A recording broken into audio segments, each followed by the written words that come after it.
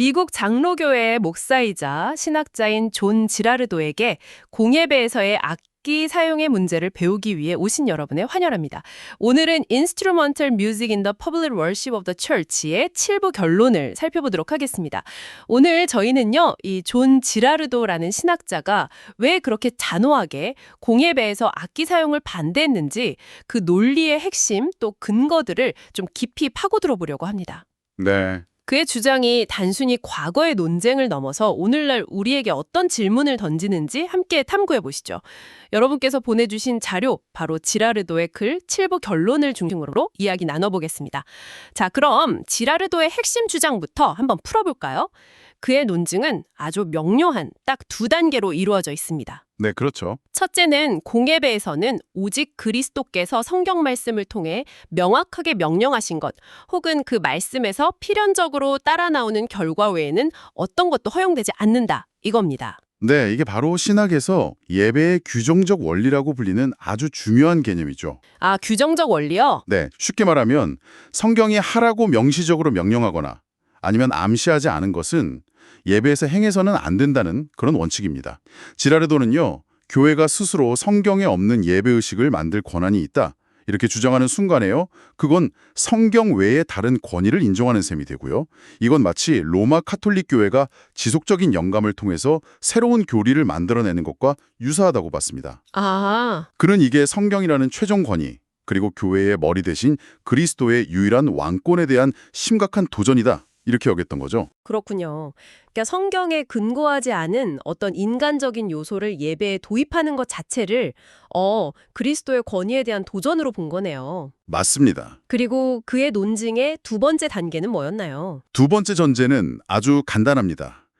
공예배에서 악기를 사용하는 것, 이것은 그리스도께서 명시적으로 명령하신 적도 없고 또 성경 말씀에서 필연적으로 도출되는 결과도 아니다. 바로 이겁니다. 신약 어디에도 그런 명령이나 사례가 없다, 이런 말씀이시죠? 네, 없다는 거죠. 아하, 그럼 논리는 아주 명확해지네요. 첫째, 성경이 명하지 않은 것은 예배에서 금지된다. 네, 둘째, 악기 사용은 성경이 명하지 않았다. 따라서 셋째, 공예배에서 악기 사용은 금지되어야 한다. 그렇죠. 지라르도는 이게 피할 수 없는 논리적 결론이라고 본 거군요. 정확합니다. 그는 이게 어떤 감정이나 취향이 문제가 아니고 성경적 원리에 따른 당연한 규결이라고 강조했습니다. 그런데 여기서 흥미로운 지점이 나옵니다. 지라르도에 따르면 과거 장로교회는 실제로 이 규정적 원리에 아주 충실해서 악기 사용을 엄격히 배제해 왔다는 거예요. 네, 그렇죠. 그런데 왜 자신의 시대에 와서 수백 년간 지켜온 이 관행이 갑자기 흔들리기 시작했는지 그는 매우 의아해했습니다. 특히 스코틀랜드나 미국 장로교회 같은 개혁신앙의 중심지에서 로버트 브레키니지나 제임스 헨리 퍼넬 같은 정말 존경받는 신학자들이 있었잖아요. 네, 그럼요. 그들이 그렇게 강력하게 반대했던 원칙을 넘어서 어떻게 갑자기 교회 안에 오르간 소리가 울려 퍼지게 되었는지 이걸 좀 이해하기 어려워했죠. 맞습니다. 지라르도는 이 변화를 그냥 단순한 시대적 유행이나 아니면 음악적 취향의 변화, 이런 걸로 치부할 수가 없다고 봤습니다. 이것은 교회가 역사적으로 지켜온 중요한 신학적 원칙, 그리고 신앙 고백으로부터의 이탈일 수 있다. 그래서 매우 심각한 문제라고 인식한 것이죠. 네. 그래서 그는 도대체 어떤 생각들이 이런 변화를 가능하게 만들었는가, 이걸 파고들기 시작합니다. 그는 크게 네 부류의 견해가 이런 변화를 추동하고 있다고 분석했습니다. 내부류의 전해라. 첫 번째는 어떤 생각들이었나요? 첫 번째 부류는요, 이 악기 사용 문제를 아예 신학적으로 중요하지 않은, 좀 무관심한 문제로 여기는 사람들이었습니다.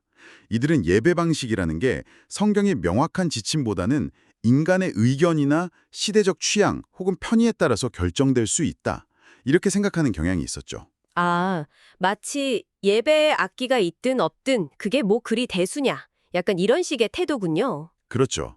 하지만 지라르도는 이런 태도를 매우 위험하게 봤습니다. 그는 이런 무관심이야말로 성경의 권위와 가르침, 그리고 신앙 선조들이 정말 피 흘려 지켜온 증언을 무시하는 처사라고 비판했습니다. 이런 태도가 만연하면 결국 교회가 복음의 진리로부터 공공연하게 배교하는 길로 나아갈 수밖에 없다, 이렇게 강력하게 경고했죠. 하나님의 특별한 개입이 없다면 이건 필연적인 결과라고까지 생각했습니다. 이야, 상당히 강한 경고네요. 그럼 두 번째 부류는 어떤 견해였습니까? 두 번째는 소위 고위 성직자주의적, 영어로는 하이 처치, 경향을 가진 이들의 견해였습니다. 이들은 첫 번째 부류와는 반대로 예배 형식을 중요하게 여기긴 했어요. 하지만 그 기준을 신약 성경에서 명백히 금지하지 않은 것은 허용된다는 원칙에 두었습니다. 아, 규정적 원리와는 정반대 입장이네요. 네, 완전히 반대죠. 성경이 하지 말라고 안 했으니까 해도 된다는 논리입니다. 이것에 대한 지라르도의 비판은 뭐였나요? 지라르도는 이 견해가 장로교회의 신앙 고백인 웨스트민스터 표준과 정면으로 배치된다고 지적했습니다. 웨스트민스터 신앙 고백 21장 1절을 보면요. 하나님께서 받으실 만한 예배 방식은 그분 스스로 제정하셨고 그분의 계시된 뜻 안에 제한되어 있다. 이렇게 명시하고 있거든요. 네. 따라서 금지되지 않았으니 허용된다는 원칙을 따르기 시작하면 결국 성공회의 여러 의식들처럼 인간이 만든 수많은 예배 요소들이 교회 안으로 들어올 길을 열어주게 된다는 겁니다. 극단적으로는 장로교회의 예배조차 로마 카톨릭 예배 방식으로 변질될 수 있는 그런 위험한 길이라고 경고했습니다. 아, 그러니까 규정적 원리를 포기하는 순간 인간적인 요소가 예배에 들어올 문이 그냥 활짝 열린다고 본 거군요. 네, 그렇게 본 거죠. 그럼 세 번째 부류는 어떤 주장을 했나요? 이 주장은 언뜻 들으면 꽤 설득력 있을 것 같은데요. 네, 세 번째 부류는 구약 성경을 근거로 들었습니다. 구약 시대, 특히 성전 예배에서 하나님께서 직접 악기 사용을 명하셨으니 신약 시대의 교회 예배에서도 악기 사용은 정당하다는 주장이었죠. 그렇죠. 뭐 시편 같은 곳을 보면 악기로 하나님을 찬양하라는 구절들이 분명히 있지 않습니까? 네, 있죠. 이 주장에 대해 지라르도는 어떻게 반박했나요? 지라르도는 이 주장에 대해 아주 날카롭게 반박합니다. 그는 만약 구약 시대에 하나님이 명령하셨다는 그 이유만으로 신약 시대에도 유효하다면 구약의 다른 모든 적극적인 제정법, 예를 들면 뭐 동물 희생 제사나 제사장 제도, 할례 같은 것들도 신약 시대에 그대로 유효해야 한다. 이런 논리적 모순에 빠진다고 지적했습니다. 아, 이런 받아들일 수 없는 결론이죠. 그렇네요. 구약의 명령을 이렇게 선택적으로 취사 선택할 수는 없다. 이런 말씀이시군요. 그렇습니다. 더 나아가서 그는 이 논리를 따를 경우에요. 신약의 교회가 마치 구약의 유대교 성전과 동일시되거나 그 모델을 따라야 한다는 결론에 이르게 된다고 봤습니다. 하지만 신약 교회는 성전이 아니라 보통 회당 예배의 전통을 이어받았다고 보잖아요. 네, 그렇죠. 또 만약 시편에서 언급된 모든 외적인 요소가 허용된다면 왜 악기만 허용하고 춤이나 다른 요소들은 배제하는가? 이런 문제도 생기고요. 심지어 그는 이 논리가 극단화로 가면 사도시대부터 시작해서 중세의 토마스 아퀴나스에 이르기까지 거의 1300년 동안 교회가 악기 사용 문제에 대해 완전히 잘못 생각하고 있었다는 결론에 도달하게 된다고 비판했습니다. 와, 이건 역사적으로나 신학적으로 받아들이기 아주 어려운 주장이라고 본 것이죠. 논리의 일관성을 따져볼 때 구약의 망령을 신약에 그대로 적용하는 데에는 심각한 문제가 있다는 지적이네요. 네, 그렇습니다. 자, 그럼 마지막 네 번째 부류가 남았습니다. 지라르도는 이 부류가 가장 큰 영향을 미치고 있다고 봤다면서요? 네, 맞습니다. 이 네 번째 부류가 당시의 장로교회 내에서 악기 도입을 확산시킨 가장 주된 논리였을 것이다. 이렇게 지라르도는 추정합니다. 이들은 이론적으로는 앞서 말한 예배의 규정적 원리, 즉 명령받지 않은 것은 금지된다는 그 위대한 원칙 자체는 고수한다고 말을 해요. 아, 원칙은 지킨다. 네, 하지만 악기 사용은 이 원칙에 적용을 받는 예배의 본질적 요소, 엘리멘트가 아니라 교회가 시대와 장소에 따라 재량껏 결정할 수 있는 부수적인 상황, circumstance에 해당한다. 이렇게 주장했습니다. 아, 그러니까 예배의 핵심 내용은 성경대로 해야 하지만 악기 같은 것은 예배를 드리는 어떤 구체적인 방식이나 환경에 속하는 문제니까 교회가 자유롭게 결정해도 된다 이런 논리군요. 네, 이게 왜 그렇게 위험하다고 본 거죠? 겉보기엔 좀 합리적인 타협점처럼 들릴 수도 있을 텐데요. 바로 그 점 때문에 지라르도는 이 견해를 가장 교묘하고 위험한 오류라고 본 겁니다. 그는 신앙고백서, 웨스트민스터 신앙고백 1장 6절 같은 곳에서 말하는 상황이라는 개념을 사람들이 오해하고 있다고 지적했어요. 상황이요? 네, 신앙고백서가 말하는 상황이란 예배의 내용이나 방식, 즉 무엇을 드릴 것인가에 대한 것이 아니고요. 예배를 드리기 위해 필수적으로 요구되는 자란적 조건들, 예를 들면 예배 시간, 그러니까 언제 드릴 것인가, 또 예배 장소, 어디서 드릴 것인가, 이런 것들을 의미한다고 강조했습니다. 아, 이런 것들은 인간 사회의 다른 활동에도 공통적으로 필요한 조건들이잖아요. 그렇죠. 공동 예배 자체가 이런 시간과 공간이라는 조건 없이는 불가능합니다. 이것들은 부차적인 선택사항이 아니라 오히려 예배를 위해 없어서는 안 될 불가결한 조건이라는 거죠. 그렇다면 악기는 없던가요? 예배를 드리기 위해 꼭 필요한 조건은 아니지 않습니까? 바로 그겁니다. 지라르도는 악기는 예배를 드리기 위한 필수 불가결한 조건이 아니므로 신앙고백서가 말하는 상황의 범주에 포함될 수 없다고 못 박았습니다. 아, 악기는 예배의 내용이나 표현 방식에 영향을 주는 요소이지 예배를 가능하게 하는 단순한 주변 환경 조건이 아니라는 거죠. 그는 당시에 많은 목사들과 장로들이 이 상황에 대한 교리를 제대로 연구하지 않거나 혹은 피상적으로 이해한 채 악기 도입을 정당화하는 편리한 구실로 삼고 있다고 비판했습니다. 이의 핵심을 교묘하게 회피하면서 실제로는 그 원칙을 무너뜨리는 가장 위험한 오류라고 본 것입니다. 핵심 원칙은 지키는 척하면서 실제로는 중요한 예외를 만들어버리는 그런 논리라는 거군요. 네, 그렇죠. 아주 교묘하다고 본 거죠. 결국 지라르도는 이러한 네 가지 견해들, 무관의심, 금지되지 않으면 허용 논리, 구약 근거론, 그리고 이 상황 논리, 이게 복합적으로 작용하면서 장로교 예배에 급격한 변화가 일어나고 있다. 이렇게 진단한 거네요. 맞습니다. 그는 이 변화가 교회가 오랫동안 지켜온 성경적 원칙과 역사적 증언으로부터 멀어져서 세속적인 취향과 편의에 타협하는 과정이라고 보았습니다. 그리고 이 변화가 불과 얼마 전에 시작되었음에도 불구하고 놀라울 정도로 빠른 속도로 퍼져나가고 있다는 사실에 주목했습니다. 얼마나 발랐는데요. 예를 들어 그가 글을 쓸 당시에 미국 교회에서는 겨우 한 세대 전, 그러니까 살아있는 일부 사람들의 기억을 겨우 넘어서는 시기에 이 논쟁과 변화가 시작되었고요.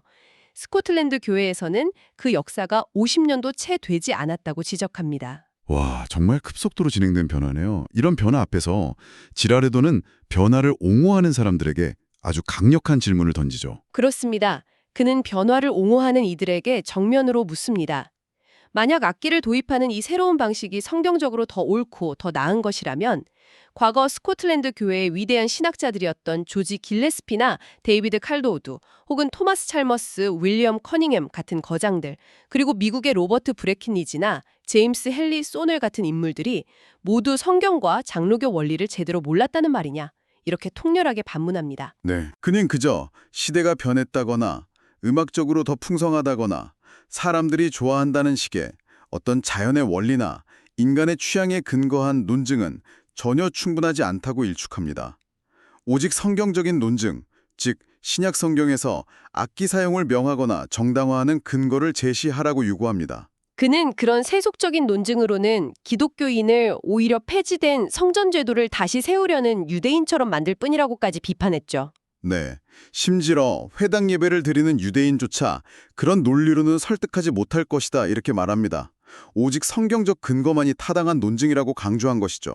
지라르도는 이 문제가 얼마나 심각한 사안인지 강조하기 위해서 당시 사람들이 이 문제를 너무 가볍게 다루는 현실을 개탄했죠. 심지어 어떤 사람들은 이 문제를 개인이 담배를 피우느냐 마느냐 하는 문제와 같은 수준으로 취급하기도 했다고요. 맞습니다.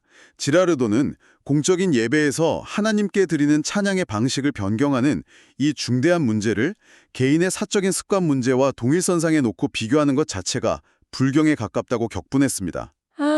한 개인의 선택과 고백하는 예배자들의 공동체가 함께 드리는 공적이고 엄숙한 하나님 찬양의 규범을 바꾸는 문제를 어떻게 감히 비교할 수 있냐는 것이죠. 그는 이런 태도의 위험성을 경고하기 위해 역사적인 두 인물을 예로 듭니다. 바로 로마 황제 네로와 바빌론 왕 벨사살입니다. 네로와 벨사살이요. 어떤 점에서요? 네로는 로마시가 불타고 있을 때 태연히 바이올린 혹은 리라를 켰다고 전해지고요.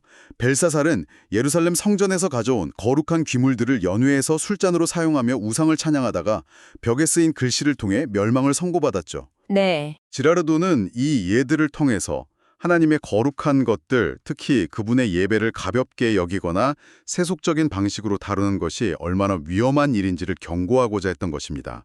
악기 도입을 단순한 취향 문제로 치부하는 태도가 바로 이런 위험한 길로 들어서는 것일 수 있다. 이렇게 본 거죠. 정말 강렬한 경고입니다. 이런 단호한 입장 때문에 지라르도와 그를 지지하는 사람들은 당시에도 많은 오해나 비판을 받았을 것 같은데요. 네, 그는 자신과 같이 악기 사용을 반대하는 이들이 사람들에게 동정을 받거나 조롱을 당하고 심지어 시대에 뒤떨어진 광신자나 고집불통으로 취급받을지도 모른다고 예상했습니다. 하지만 그는 그럼에도 불구하고 자신들은 외로운 싸움을 하는 것이 아니라고 말합니다. 오히려 오순절 이후부터 거의 19세기 중반까지 수많은 신앙의 선배들, 즉 사도들, 교부들, 순교자들, 종교개혁자들의 길을 따르고 있으며 진리와 냉철함의 말을 하고 있다고 확신했습니다. 이건 사도행전 26장 25절을 인용한 거죠. 아, 사도행전이요? 그래서 그는 마지막으로 동료 목회자들과 성도들에게 간절히 호소하죠. 그렇습니다. 그는 형제들에게 자신의 주장을 단순히 무시하거나 감정적으로 반응하지 말고 성경과 교회의 신앙 표준, 웨스트민스터 신앙 고백서 같은 것들이죠. 그리고 교회의 역사를 통해 제시된 자신의 논증들을 진지하게 검토해달라고 요청합니다. 그리고 그 논증이 타당하다면 받아들이고 틀렸다면 성경적으로 반박해달라고 촉구합니다. 네. 만약 이러한 논증들이 무시되고 교회의 순결한 예배를 지키려는 충실한 항의가 묵살된다면 그는 이 예배의 타락이 가져올 악하고 쓰라린 결과들에 대해 교회 앞에 엄숙히 경고합니다. 그리고 장로교회의 개혁자들, 신학자들, 순교자들, 과거의 신실한 증인들, 사도들, 그리고 무엇보다 교회의 유일한 머리 되시며 왕이신 그리스도의 이름으로 이 변화에 항의한다. 이렇게 선언하면서 글을 맺습니다. 정말 비장함이 느껴지는 그런 마무리네요. 오늘 우리는 존 지랄도의 글을 통해 공예배에서의 악기 사용 문제에 대한 그의 매우 단호하고 일관된 입장을 자세히 살펴보았습니다. 그의 핵심 주장은 명료했습니다. 공예배의 모든 요소는 성경에 명시적이거나 필연적인 근거가 있어야 하며 이게 바로 예배의 교정적 원리죠. 악기 사용은 그러한 근거가 없기에 허용될 수 없다. 이것이었죠. 맞습니다.